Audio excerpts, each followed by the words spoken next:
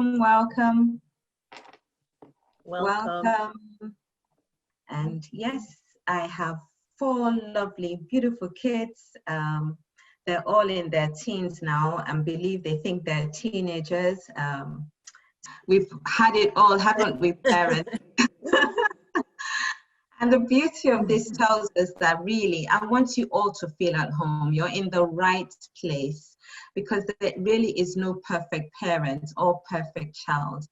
And I really want you to feel relaxed today, because you can see, I mean, we've had it all in terms of, you can see the answers.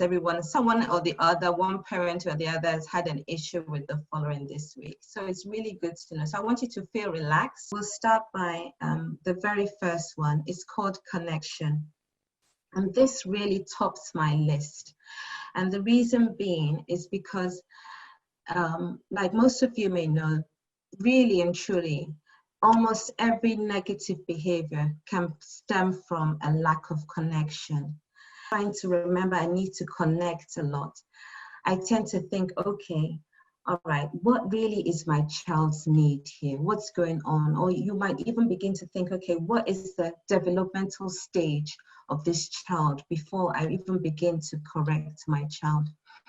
And also connection for me, I'm also reminded, because sometimes as parents, we can be very busy, we can be extremely busy, but you find that when you remember, okay, it's so important to connect, you tend to remember, okay, I need to spend time with my child.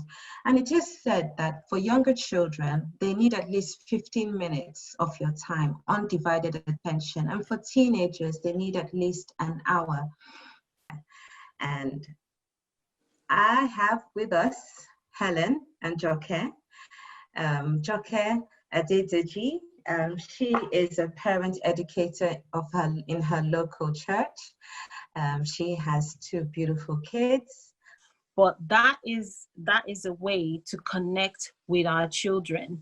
You know, we can, and she was 11 when I took her on the retreat. You write them a letter and, you know, just continue connecting. That thing about connecting, communication, and the rhythm, they're so, so important, even from when they're very little. If we keep doing that, then when they're older, there's nothing. I mean, obviously, there are things that my daughter won't tell me, and I actually don't want to know, but most things. When Karen said I should send a list of books, I felt the Lord say, there is a book, is the Bible. Everything you need is in the Bible. But if you read different books, it helps you to distill. Because I didn't even know what rhythm was. But then when you read the Bible, it shows you that then they will turn, or connection, it will turn the hearts of the parents to the fathers, and the fathers to the parents to the children, and the children to the parents. And then revival can come. When true connection happens between parents and children, then the land will be revived. And I have Helen Goldenberg. You're welcome. She is the founder and director of Children Can, and alongside her beautiful husband, they host a TBN UK Pro series called At Home with God. Because most parents really do feel like they're pulling their hair out. It is a little bit like that. But don't worry, every parent feels like they're failing. But know that God has given you your children to you for a reason. He hasn't given the children you've got to somebody else. He knew that you were capable of looking after your children. He knew that.